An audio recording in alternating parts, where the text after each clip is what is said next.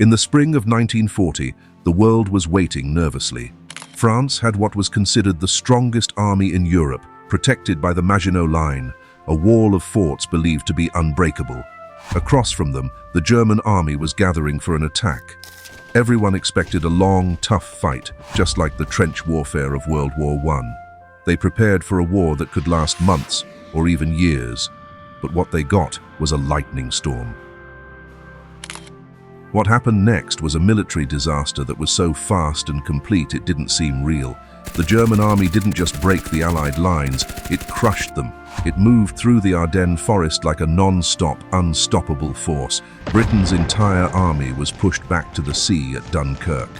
Paris, the heart of France, was taken without a fight.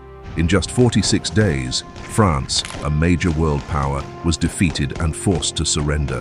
The speed of it all was terrifying and hard to explain. It seemed inhuman. For many years, we were told this victory was due to smart plans and new technology. It was the story of Blitzkrieg, a new way of fighting that used air power and tanks to move at a terrifying speed. It was the story of German generals like Heinz Guderian and Erwin Rommel. But that's not the whole story. There was a secret ingredient that helped fuel the war. It wasn't a tank or a plane, but a simple little pill. This is the story of a drug that promised to beat the one thing that always stops soldiers: getting tired.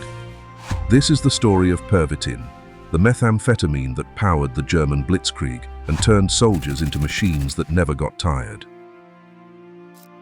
To understand how millions of German soldiers ended up using methamphetamine, we have to start not on the battlefield, but in German labs before the war. In the 1930s, Germany had a strong desire to be great again after the shame of losing World War I. The new Nazi government wanted to make the whole country strong again. This meant building an image of a nation that was full of energy, powerful, and never tired. This focus on performance was the perfect environment for Germany's powerful drug companies.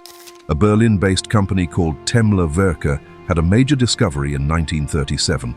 Inspired by an American drug called benzedrine, their chemists created a stronger version, methamphetamine. They named it Pervitin and started selling it to the public in 1938. The launch was a huge success. Temmler used clever marketing, calling Pervitin a miracle drug for modern stress. It was sold as a stimulant that could fight tiredness, improve focus, and make you feel better. Ads promised to get rid of exhaustion and find new energy. The company even gave free samples to doctors.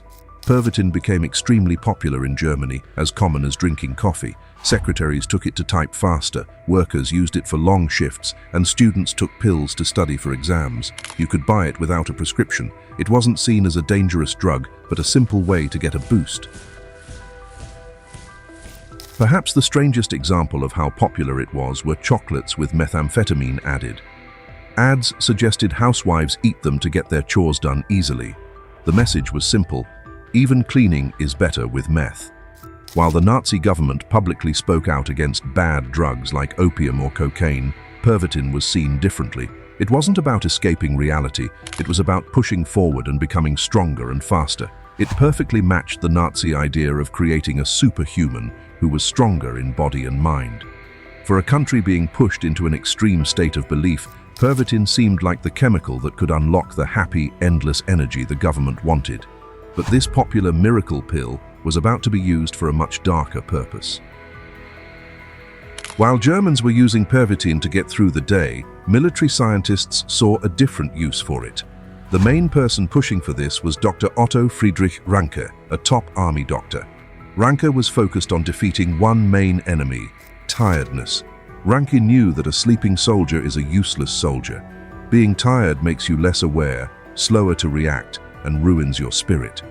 He wanted to find a way to defeat sleep and create a soldier who could fight longer than a normal person could. In 1938, Ranke found a paper that praised the amazing effects of Pervitin. He decided to do his own experiments.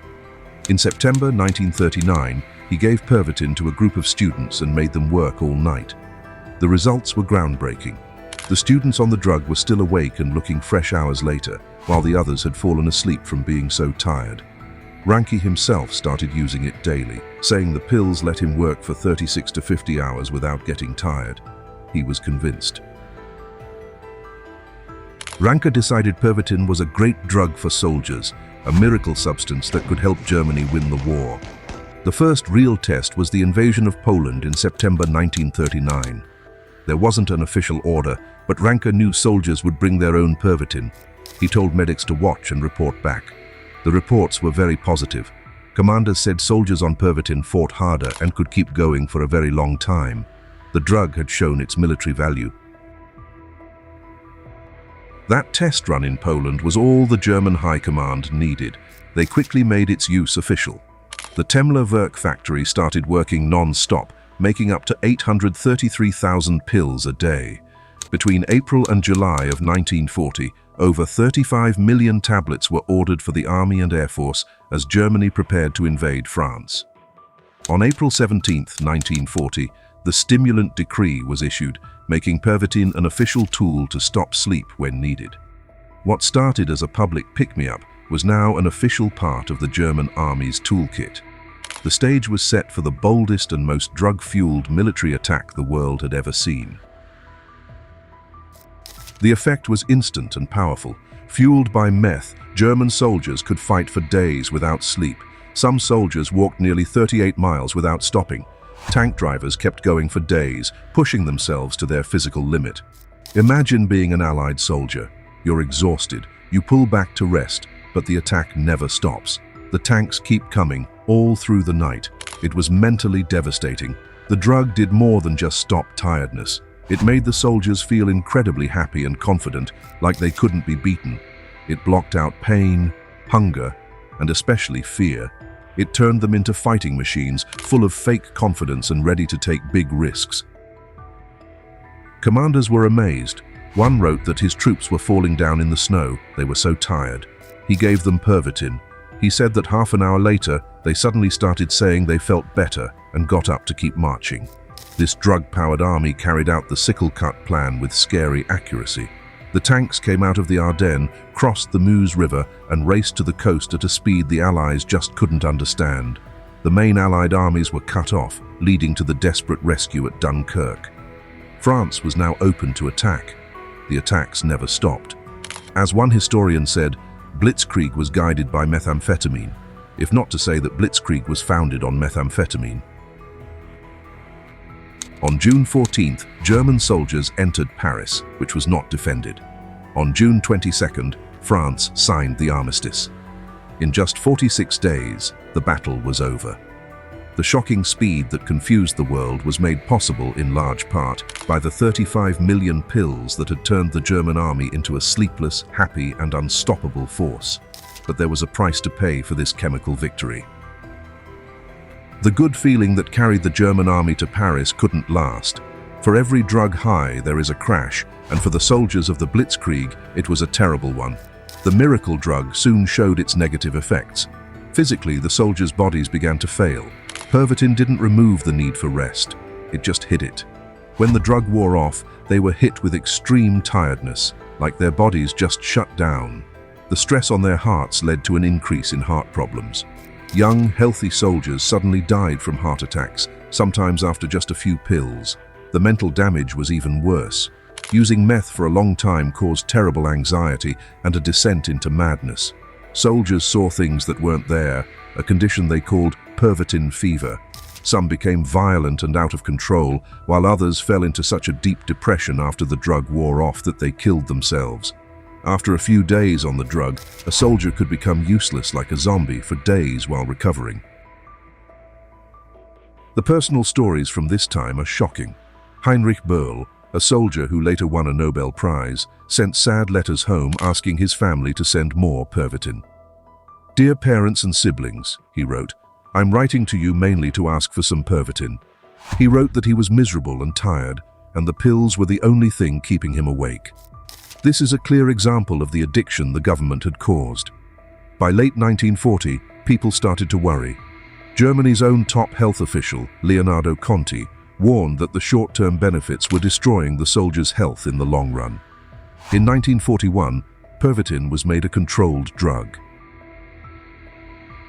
But these warnings were mostly ignored by an army that had started to rely on its drug advantage.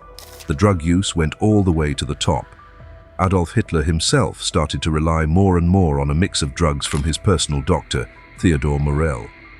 While Hitler started with vitamin shots in 1936, by 1941 he was getting powerful drugs, including stimulants like Pervitin. Many historians believe this helps explain Hitler's strange behavior and crazy military plans in the final years of the war. The weapon that helped win in France had, in the end, helped destroy the very people who used it.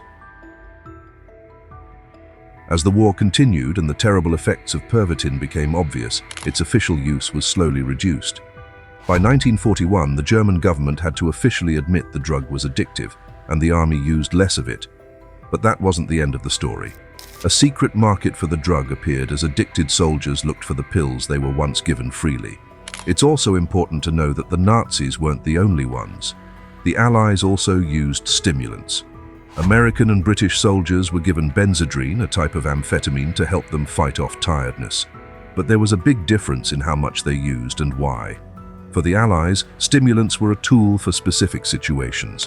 For Nazi Germany, Pervitin was a central part of its main war plan. The success of the Blitzkrieg was based on a level of energy that methamphetamine helped create. The huge number of pills, over 35 million for one battle, was unmatched. It was the first large-scale organized use of a man-made drug to improve performance in modern war. So, what is the final judgment on this secret weapon?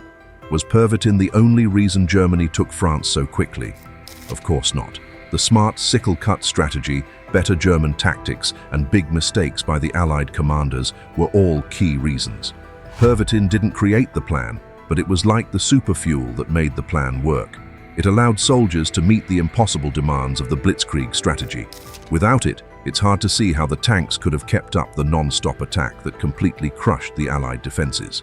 The story of Pervitin makes us see this key moment in history from a new, disturbing point of view.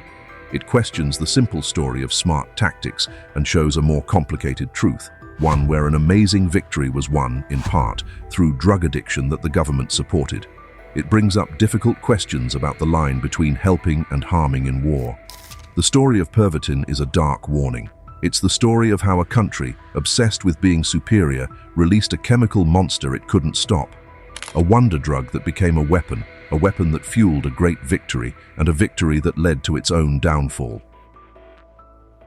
From a pill you could buy anywhere for a quick boost to the chemical fuel for the Blitzkrieg, the story of Pervitin is a clear reminder of how strong beliefs and war can misuse science.